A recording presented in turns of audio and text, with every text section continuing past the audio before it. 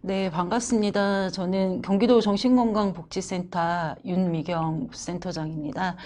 제가 오늘 전해드릴 주제는 사회복지 서비스, 보건의료 서비스, 또 그 밖에 이제 이에 준하는 서비스를 사회 서비스라고 하는데요.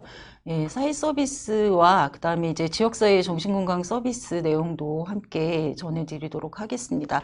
아직까지 그 사회 서비스 안에 지역사회 정신건강 서비스는 많지 않고 그래서 앞으로 향후에 이제 많이 확대가 되어지기를 소망하면서 전달 드리도록 하겠습니다. 네, 사회 서비스란 사회보장 기본법의 근거를 두고 공공뿐 아니라 민간 부분에서도 함께 제공하는 것입니다. 그래서 복지, 보건의료, 고용, 교육, 문화, 환경 분야에서 어떠한 불행을 당하더라도 최소한의 인간다운 생활을 보장하고 그다음에 상담이나 재활, 돌봄, 정보 제공 관련 시설의 이용 역량 개발, 사회 참여 지원 등을 금전적인 부분뿐만이 아니라 비금전적 서비스를 함께 제공하는 것입니다.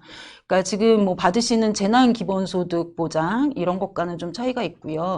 사회보험이나 공공부조가 동시에 가동이 되는 것이 아니기 때문에 사회 서비스는 조금 차이가 있다고 보시면 되고요. 2012년 개정 이전과 2012년 후의 변화를 좀 비교해서 보면 12년 전에는 사회복지 서비스라는 용어로다가 공공기관의 어떤 지원 방식이었던 것이었습니다. 그래서 수요자 중심 지원으로의 방식이 저소득층이나 수급자 중심의 지원에서 멈췄었고 그다음에 서민 중산층까지 이제 나중에 확대가 된 것이 차이라고 보실 수 있고요. 그다음에 전액 국가 지원에서 일부 본인 부담으로 바뀌었고, 그다음에 공급기관 재량에 따라서 지원됐던 것이 이제는 대상자 욕구별 표준화로 또 단일 기관의 독점만이 아니라 다수 기관 경쟁 체제로 획일적이고 정형화된 서비스를 통해서, 그러니까 이제 공급자들 간의 경쟁을 통해서 어떻게 보면 서비스가 무척 다양해졌다라고 이해를 하실 수 있습니다. 사회 서비스 형성과 시대별 발전 과정의 특성을 좀 살펴보면 60년대 우리나라는 아시겠지만 초고속으로 경제 성장을 이루었죠. 그래서 국민 생활 수준이 향상이 됐고 이때 이후에 절대 빈곤층 감소가 되기 시작을 했었습니다. 그러다가 90년대 이후에 사회복지 서비스 대상과 또 서비스의 본격적인 확대가 이루어졌고 또 2000년대 노무현 정부에서는 이제 바우처라는 것이 도입이 되기 시작했습니다.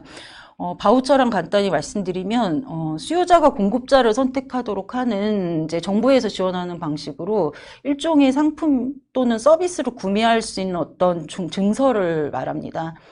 그래서 이명박 정부에서는 사회보장기본법 전면 개정과 함께 어떤 법적 근거가나 체계가 갖추어졌다고 보시면 박근혜 정부에서는 종사자의 처우 개선 문제에 관심을 갖고 문재인 정부에서는 이제 일자리 창출과 관련된 국정 과제로 설정이 되기도 했습니다. 그래서 일자리 창출과 고용 안정은 서비스를 제공하는 사람만의 문제가 아니라 서비스를 받는 사람에게도 보다 질 높은 서비스를 제공할 수 있다는 차원에서 밀접한 관련이 있습니다.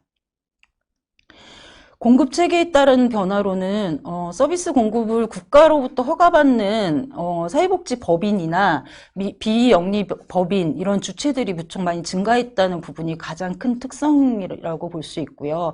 그렇기 때문에 민간의 참여가 확대되었고 또 2000년 중반 이후에는 보시면 예산도 과거에 비해서 3.3배나 증가한 것을 보실 수 있습니다. 현재 지원되는 바우처 사업으로는 이제 건강관리, 돌봄, 상담, 교육정보, 문화, 여가 영역에 주로 사업들이 진행되어지고 있는데 이와 관련된 이제 주요 사업들이 진행이 되고 있고 바우처 사업 형태는 크게 장애인 활동 지원, 그다음에 산모 신생아 건강관리 지원, 가사 간병 방문 지원 사업 등의 어떤 쿠폰형으로 지원되는 방식과 이제 금액 결제와 유사하고 단가 선정이 어려운 기본 서비스 설정 자체가 곤란한 지역사회 서비스 투자 사업 등에 해당되는 포인트형으로 지원되는 것으로 구분이 되어집니다. 보건복지 영역에서 활용 가능한 자원을 좀 소개를 시켜드리면 간병 가사 지원 사업의 경우 신청 자격이나 신청 방법, 서비스 내용 이런 것들을 이 슬라이드의 내용과 같이 참고하셔서 활용해 보실 수 있고요. 이제 고령화가 되면서 또 개인이나 집, 요양시설 등에서 전문적인 관리를 받게 되는 장기 요양 서비스도 있습니다. 이 지원에 관해서는 건강보험공단 홈페이지를 통해서 자세한 안내를 받고 지원을 받으실 수 있습니다. 정신질환자 분야에서 지원 관련 서비스를 하나 소개를 드리면 올해부터 시행되어지고 있는 사업입니다. 정신질환자 치료비 지원을 활용하실 수 있는데요.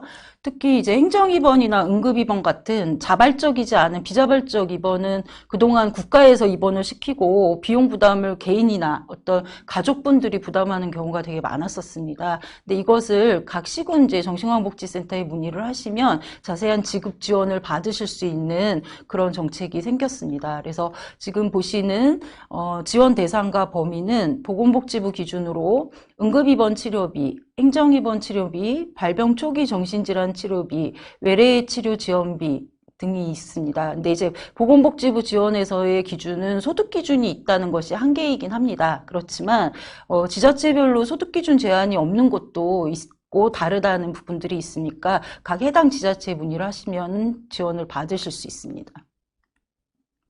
다음으로는 지역사회 정신건강 서비스입니다.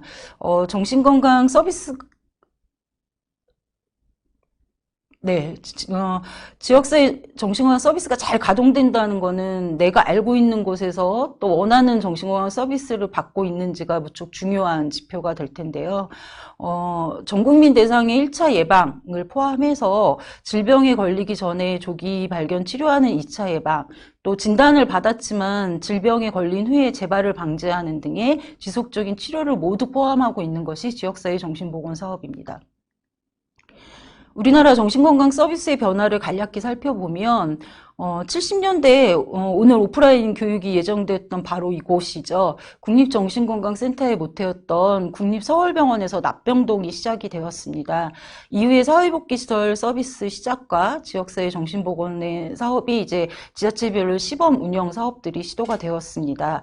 그러다가 정신건강 서비스를 개인이 아니라 어떤 국가적 책무로 가져가겠다는 법이 제정이 되었고 법적 근거가 본격적으로 95년도에 마련이 되었었습니다. 그러다가 그간에 이제 지역사회 정신보호 사업의 중추 역할을 하는 기관으로 현재 정신건강복지센터는 2번의 이름이 법상에서 바뀌었었습니다. 처음에는 이제 중증 정신질환 관리로 시작되면서 정신보건센터, 그 다음에는 전국민 대상으로 확대되면서 정신건강증진센터로, 또 현재는 정신건강복지센터로 그렇게 해서 변경이 된 것이고요. 법이 제정되면서 본격화된 우리나라 지역 정신건강 사업의 패러다임 변화가 있었습니다. 과거보다 가족들의 부담을 줄이고 탈원화를 통해서 장기 입원을 줄이고 또 지역사회로 복귀하려고 하는 변화가 가장 큰 것이었고요. 아시는 분들 아시겠지만 1987년에 부산 형제복지원 사건이 이제 세간에 관심을 받게 되면서 추정 60분에 나오게 되면서 사회적 합의와 분위기에도 큰 영향을 주었던 배경이 있었습니다. 그 당시 이제 3,500명의 불황인 정신장애인을 수용하여 이제 강제 노역을 시키기도 하고 감금을 하고 인권을 유린시키고 531명이라는 사망자가 또 안매장되면서 장기 밀매가 되고 이 사건은 현재도 20만 명의 국민 청원으로 이어진 것으로 그때의 고통 안에서 살고 계신 피해자분들이 아직까지도 국가를 상대로 피해 보상 등의 그런 과정들을 아주 힘든 과정을 이어가고 있고 있습니다. 문재인 정부 들어서 정신건강 분야는 국정 100대 과제에 포함이 되어져 있고 정신건강 서비스 전달체계 개편과 정신건강 서비스 이용률을 높이는 목표가 제시되어져 있습니다. 정신건강 문제가 있어도 정신건강 서비스를 이용하지 않거나 또 이용하지 못하는 분들을 정신건강 서비스에 진입시키려는 국가적인 노력이라고 보실 수 있습니다.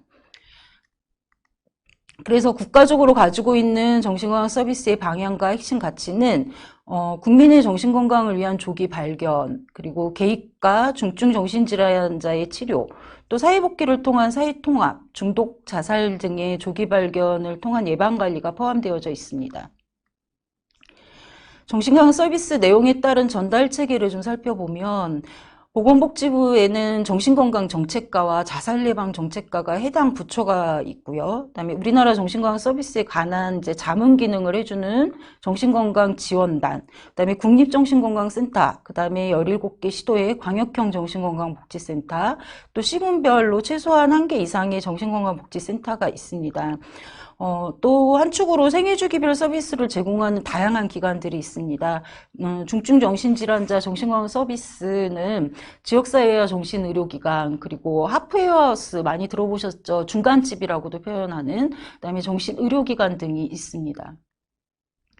기관별 정신건강 서비스 내용으로는 정신의료기관은 이제 자타에 있는 위험이 있는 분들을 위한 입퇴원 치료, 그다음에 외래 치료가 주로 되는 기관이죠. 그다음에 보호할 가족이 없거나 가족이 보호하기 어려운 정신질환자 대상으로 요양보호 서비스를 제공하는 정신요양시설이 있고요. 그다음에 사회적응 훈련이나 뭐 직업훈련, 주거시설과 같은 회복과 관련한 다양한 서비스를 제공하는 정신재활시설, 그다음에 전 국민을 대상으로 하는 지역사회 내 정신건강 주 중추 역할을 하는 정신건강복지센터가 있습니다. 시설 현황으로는 전국에는 정신건강복지센터는 243개소가 있고 정신의료기관 중에 국공립은 20개, 그다음에 민간병원은 1534개로 보시는 바와 같이 우리나라의 정신의료기관은 아직도 대부분 이제 민간이 주도하는 것을 보실 수 있습니다. 정신요양시설은 59개소, 그다음에 정신재활시설은 249개소, 중독관리통합지원센터는 50개소가 운영이 되어지고 있는데 여기서 좀 주목을 해야 될 것은 여전히 지역적으로 불균형하게 설치 운영되어져 있는 실정이기 때문에 지자체마다 양적 질적 차이가 있다는 부분입니다. 지역사회 정신건강 서비스는 이제 공동의 목표 달성을 위해서 어떤 책임성을 기반으로 전달 체계가 잘 가동이 되어야 합니다. 또 그러기 위한 조건으로는 이제 최선의 서비스 제공이 가능한 곳에서 받을 수 있게 해야 되는 거, 그다음에 서비스를 주는 사람이 아니라 받는 사람의 욕구에 따라 제공이 되어지는 것이 반드시 실현이 되어야 할 과제라고 볼 수 있고요. 정신건강 서비스를 제공하는 곳 중에 정신재활시설의 종류를 조금 살펴보면 생활시설, 그다음에 주간생활시설, 공동생활시설, 그다음에 지역사회 전환시설, 직업재활시설, 그다음에 아동청소년 정신건강 지원시설, 그다음에 중독자 재활시설, 생산품 판매시설, 종합시설 이렇게 구분되어져서 운영이 되어지고 있습니다. 광역형 정신건강복지센터는 17개 시도 중에 16개 시도에 하나씩 운영이 되어지고 있고요. 그다음에 이제 시군 정신건강 복지센터를 지원하고 정책을 개발하고 또 인력을 교육하는 등 이제 정신건강 서비스의 어떤 지역사회 내 공백 분산, 분절 이런 것들을 잘 디자인하는 역할을 하는 기관이라고 이해를 하시면 됩니다. 기초정신건강복지센터는 직접적으로 등록에 동의하신 분들을 포함하여 이제 직접 대면 상담을 한다던가 사례관리, 그다음에 위기 응급 대응을 돕는 등의 기능을 주로 한다고 이해하시면 될 것 같고요. 그다음에 중독관리통합지원센터는 이제 사실 4개의 중독이 있는데 이 중에서 알코올 중독 대상자분들에 관한 서비스 제공이라든가 조기 발견 인식 개선 사업 등을 주로 합니다. 그래서 사회 서비스나 이제 지역사회 정신건강 서비스가 무한대로 우리나라에 이제 자원이 충분하면 괜찮은데 자원이 충분하지 않기 때문에 어찌 보면 효율적 자원 배분을 위해서도 필요하고 또 당연히 마땅히 이제 지원받아야 하는 국가적인 책무로서의 지원책이기도 하기 때문에 공공성에 기반을 둔다고 이해를 하시면 될 것 같습니다. 최근의 현황과 이제 흐름에서 여전히 이제 정신장애를 가진 분들의 가족들 부담은 무척 많을 거라고 생각을 합니다. 정서적으로 또는 행동적으로 또는 사회적으로 경제적으로 이렇게 높은 부담을 가지고 있으실 거고요. 근데 이제 정신질환은 이제 자칫 잘못하다가는 그 영화 마이너리티 리포트에서처럼 이제 잠재적 범죄자로 취급을 해서 이제 약물 치료나 이제 치료를 해서 이제 잠재적 범죄자로 해서 체포를 했는데 알고 봤더니 이제 정신질환이 아니었던 이런 경우가 있을 수도 있고, 또 이제 얼마 전에 있었던 부산 역주행 사건과 같이 이제 약물 치료를 유지하지 않거나 미치료 상태에서 또 자타의 위험으로 이어질 수도 있는, 그러니까 항상 이제 인권과 치료라는 두 가지 딜레마 안에서 좀 힘든 부분이기도 하다라고 생각이 듭니다. 정신장애로 인한 이제 범죄를 부각시키는 이제 사건, 사고로 인해서 이제 부정적 사회적 분위기가 많이 조성이 근래에 됐었는데요. 이제 그러면서 지역사회 재활 서비스라든가, 그다음에 경제적 일자리, 그다음에 정신질환에 대한 차별, 소외 문제들이 남겨져 있기도 합니다. 진주 방화 사건 후에 저희 가족 대표님께서 하셨던 말씀입니다. 나도 내 딸한테 언제고 칼을 맞을 수 있다는 생각에 밤잠을 설친다. 정신질환을 가진 것이 요즘 같아서는 숨길 수밖에 없어서 밖에 나가면 불안하고 동네 나가서 돌아다니기도 겁난다. 뭐 이런 표현들도 하시고요. 또 이제 공공 임대 아파트에서 정신질환을 가진 분들을 이제 전수조사를 하는 그런 일들도 있었고, 그다음에 지역사회 내 어떤 정신질환에 대한 님비 현상 같은 걸로 인해서 정신의료기관이 들어서려는 것을 지역 주민들이 반대하는 그런 상황도 있었습니다.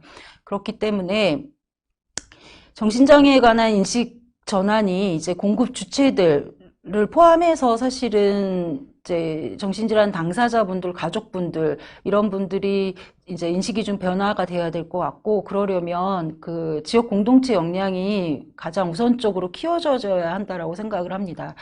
작년이었나요? 예, 서울 무슨 구에서 장애인 학교가 이제 세워지는 것을 지역 주민이 들이 반대를 했었죠. 그래서 장애인 부모님들이 그 주민들 앞에서 무릎을 꿇었던 일이 있었습니다. 근데 결국에 그 지역에 장애인 학교는 세워지지 못했었습니다. 그런데 최근에 다른 구에서 저와 같은 이제 장애인 학교가 들어온 것을 환영한다는 그 보시는 화면에서처럼 현수막이 부착된 것을 보실 수 있습니다. 이것처럼 이제 생각이 저는 얼마나 중요한지에 대해서 느낄 수 있는 사례인 것 같고요. 위기 대응 시스템 또는 이제 안정화 쉼터, 그다음에 동료 지원 서비스 이런 것들은 사실은 오래된 정신 장애인을 지닌 분들이 요구해오는 요구들이었어요. 그래서 이것들이 사회 서비스 안에서 포함되어져서 지원이 되는 그런 날이 와야 되고 확대가 되어져야 될 텐데 아직은 부족한 부분이 많다라고 여겨지고 있고요. 국내 이제 50만 명의 중증 정신질환자 중에서도 어떠한 관리를 안 되는 분들이 33만 명이 넘습니다. 그러니까 정신의료기관이나 요양시설에 입원이나 요양이 대응을 받으시는 분들 또는 정신건강복지센터나 지역사회 기관에 등록돼서 그 돌봄을 받으시는 분들, 이런 분들을 빼고 나머지 수치가 33만 명이 넘는다는 거 보실 수 있고, 이분들은 아직까지도 발굴을 하지 못한 그런 수치로 이해를 하시면 좋을 것 같고요. 이제 위기 개입의 원칙에 있어서는 이제 24시간 대면에서 절차적으로 정당성을 가지고 또 자발적인 치료를 지향을 해야 되고, 또 국가 안전망 안에서의 협력 체계, 그리고 그 안에서 이제 인권이 당연히 보호가 되어야 되고, 또 이 위기응급 업무를 하는 그 종사자들의 안전 이런 것들이 이렇게 지켜져야 제때 필요할 때 가동되어지는 이제 골든아워, 그러니까 재난에도 골든타임이 있는 것처럼 정신질환과 관련된 위기 응급 상황에서도 저런 것들이 지켜져야 한다라고 여겨집니다. 그래서 이제 어머니 아버님들이 혹시 이제 정신응급 위기 상황이 발생을 했을 때 지역사회 내에서 활용할 수 있는 자원을 이렇게 참고하셔서 도움을 요청해 보시면 좋을 것 같습니다. 또 하나의 이제 정신질환을 갖고 계신 분들이 지역사회 정신건강 서비스로서 원하는 욕구의 키워드들입니다. 뭐 정서적 지원뿐만이 아니라 이제 경제적, 또 주거, 일자리 이렇게 보시는 것처럼 아주 다양한 키워드로 조사가 된 것으로 볼 수가 있는데요. 그 중에 저는 주거와 일자리에 관한 이야기로 오늘 교육을 마무리하려고 합니다. 우선 주거 서비스는 이제 선택이나 뭐 특정한 사람들이 누릴 수 있는 것이 아니죠. 예, 당연한 권리로서 주거가 해결이 되어야 되는 거고, 또 이 주거 서비스가 잘 해결이 되었을 때 효과로 자립이나 미래에 대한 계획, 또 사회적인 입원을 낮출 수 있고요. 그다음에 증상과 기능의 변화가 올 수도 있고, 삶의 질이 높아질 수도 있고, 또 지역사회 정착을 위해서 그래서 꼭 필요한 서비스가 주거 서비스라고 여겨집니다. 특히 병원 입원을 한 다음에 지역사회로 나왔을 때 지역사회 전환시설이라든가 중간지 하프웨이 하우스라고도 표현하죠. 그다음에 지지독립주거라든가 그다음에 자립생활주택 지원 확대 이런 서비스들이 제공이 되어줘야 한다고 생각을 해요. 지역사회 전환시설은 이제 정신건강 전문 요원이랑 24시간 입소를 해서 생활하는 곳이죠. 그래서 지역사회에서 살아가기 위한 어떤 교육훈련 프로그램 등등을 이제 제공받는 곳이라고 보실 수 있는데, 사실은 우리 국내에 지역사회 전환시설은 이렇게 7개소밖에 설치되어 있지 않습니다. 그런데 그래서 이제 서울시와 경기도에만 이제 설치 운영되어지고 있는데 충분히 다른 지역에 살고 계신 분들도 이용하실 수 있는 서비스입니다. 왜냐하면 지역사회 전환시설은 이제 거주지 중심이 아니라 24시간 입소를 해서 서비스를 받으시는 곳이기 때문에 거주지는 절대 문제가 되지 않습니다. 그래서 혹시 정신의료기관에서 퇴원을 하고 지역사회 적응을 좀 도와줘야 하는 그런 대상자분들이 있으면 여기 보이시는 7개 지역사회 전환시설의 번호를 누르셔서 안내를 받으시면 됩니다. 이게 이제 변화된 모습이죠. 예, 이제 위에 있는 슬라이드의 그림은 이제 주거 지원 서비스를 받기 전에 환경이었고, 그 다음에 이제 아래는 저렇게 이제 환경이 바뀐 것을 보실 수 있습니다. 지지독립주거 지원 서비스는 이제 지자체가 어떤 공공주택 임대 기관이랑 협력을 합니다. 그래서 그 협력을 통해서 공공주거를 이제 확보를 해서 지원하는 서비스를 말씀드리는 거고, 주택뿐만이 아니라 이제 정신건강 서비스를 같이 함께 제공한다라는 특성이 있습니다. 그래서 이 지지독립주거에 대한 서비스들도 아직은 이제 수도권 중심으로 많이 분포가 되어 있는데, 지자체의 정신건강복지센터에 문의를 하시면 또 지원을 받으실 수 있는 서비스들입니다. 네, 이제 고용에 대한 이야기로 넘어가 볼까 하는데요. 이제 이 슬라이드는 얼마 전에 이제 중앙정신건강복지사업지원단에서 발간되어진 보고서의 내용입니다. 보시면 이제 정신장애인의 고용 현황의 심각성을 보실 수 있죠. 예, 정신장애 고용률은 11.6%, 그러니까 전체 장애인 중에 5분의 1에 미치는 장애 유형 중에서 최악의 수치로 이렇게 파악을 하시면 됩니다. 또한 정신장애인 취업자 중에서 임시일용 근로자의 비율도 상당히 높습니다. 그다음에 상시 고용 현황도 상당히 열악한 그런 것들을 보실 수 있고요. 그래서 현재 정신건강증진복지법상에 정신장애인 직업재활 프로그램을 이제 제공하는 공식 기관은 정신재활시설인데, 이 서비스 영역의 하나로만 이 정신재활시설이 제공이 되어지고 있고, 또 그마저도 아까 현황을 보신 것처럼 지자체별로 턱없이 부족한 곳들이 많다라는 것들이 이제 우선적으로 해결이 되어져야 되는 과제이기도 하죠. 제가 그 스웨덴의 어떤 정신장애인과 대한민국의 정신장애인 두 분이서 이제 대화를 하는 내용이 있었어요. 대한민국 정신장애인이 너희 나라에서 이제 정신장애를 갖고 할 수 있는 일, 취업할 수 있는 일이 뭐냐라고 물었어요. 그랬더니 스웨덴 정신장애인이 정신장애를 갖고 취업할 수 없거나 가질 수 없는 직업도 있니? 라고 대답을 해서 저는 되게 충격적이었거든요. 이처럼 이제 정신장애인의 직업 재활이 이제 활성화되고 이런 서비스 지원 체계가 좀 자리가 잡히려면 그 보시는 문제들이 해결이 되어야 된다고 생각합니다. 정신장애에 대한 이제 인식 개선의 노력, 그리고 이제 아까 33만 명이라는 등록되지 않은 정신장애인에 대한 에서 직업재활 서비스를 부여하도록 노력하는 거, 그다음에 특성에 맞는 직종 개발. 지금 되게 뭐 바리스타라든가 뭐 이런 것들은 많이 활성화가 되어 있는데 직종이 다양하진 않는 것이 특성이기 때문에 그런 다양한 직업 훈련의 기회가 확대가 되어져야 될 것 같고요. 그다음에 이제 직장을 유지를 하는 것이 중요한데 저희 정신질환을 갖고 계신 분들의 특성을 잘 이렇게 이해하는 고용주들의 생각들을 바꾸는 노력들도 좀 같이 돼야 되는 게 필요하고, 그다음에 이제 국민기초생활수급권자로 되어 있으신 분들은 이제 월급을 받거나 이러면 또 수급권이 탈락되는 그런 경우들이 있기 때문에 어떤 근로유인책에 대한 마련도 필요하고요. 그다음에 이제 장애인 고용 촉진을 위한 다양한 방법도 마련이 되어야 될 것 같고요. 그다음에 이제 몇 군데에서 지금 시도가 되고 있는 모델이죠. 사회적 협동조합 모델을 통해서 이제 다양한 형태의 직업재활 모델들이 제공이 되어지는 것이 해결이 되어야 될 것 같아요.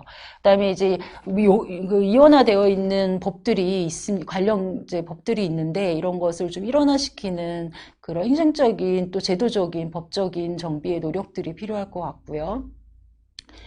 그다음에 직업재활 시설이라든가 생산품 판매 시설 등에 대한 어떤 표준화된 서비스 지침이나 운영 체계가 없는데 그런 부분들의 마련이 필요하고, 그다음에 앞서 말씀드린 거주, 그다음에 의료 서비스 이런 것들이 단절되는 게 아니라 원스톱으로 지원될 수 있는 통합적인 제공이 반드시 마련이 되어야 될 것 같고, 또 무엇보다 중요한 건 이제 직업재활 전문가들을 양성하는 그런 노력들도 필요할 것 같습니다.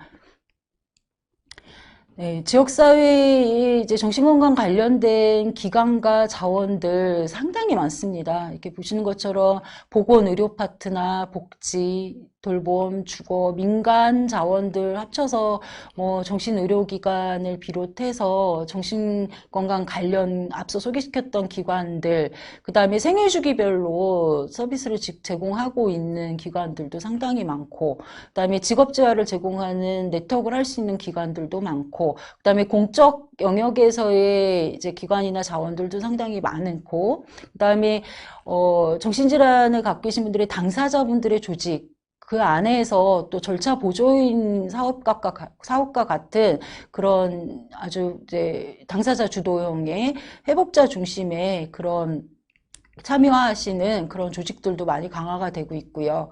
그다음에 가족들의 조직도 체계적으로 많이 이제 변화가 되고 있습니다. 뭐 교육을 지원하는 패밀리링크 조직도 그렇고, 그다음에 가족분들의 자원봉사자 조직 뭐 등등이 있고, 그다음에 각종 지역사회 내 협의체라든가 뭐 24시간 위기응급 대응을 시스템을 위해서 지원되는 기관들도 많고, 뭐 사회보장 협의체도 많고, 또 다양한 상담 기관이라든가 각종 그 영역별로의 협회들도 상당히 많습니다. 근데 이렇게 다양한 기관들과 자원들이 있는데 정말 저희가 필요할 때 지원을 받을 수 있는 그런 것들이 되려고 하면, 저는 치매가 지금 국가 책임제로 운영이 되고 있는 것처럼 이런 정신건강 서비스 또한 국가에서 당연히 해야 하는 책무로서 가져가는 국가 책임제가 되어야 된다라고 생각을 합니다. 네, 제가 말을 좀 빨리 해서 또 대면이 아니다 보니까 이렇게 주고받고 하는 그런 시간이 좀 생략이 돼서 좀 강의가 좀 빨리 맞춰지는 것 같은데요. 어쨌든 사회 서비스 안에서 지역사회 정신건강 서비스가 많이 부족하다라는 것들 살펴보실 수 있었고, 또 이제 그러면서 저희가 오늘 이렇게 같이 공유한 내용을 가지고 이 교육을 듣고 계신 많은 가족분들께서 한 목소리를 모아서 또 다양한 지역사회 정신건강 서비스에 대한 어떤 정책적인 제안들, 이런 것들이 함께 이루어지기를 소망합니다. 네, 이상입니다.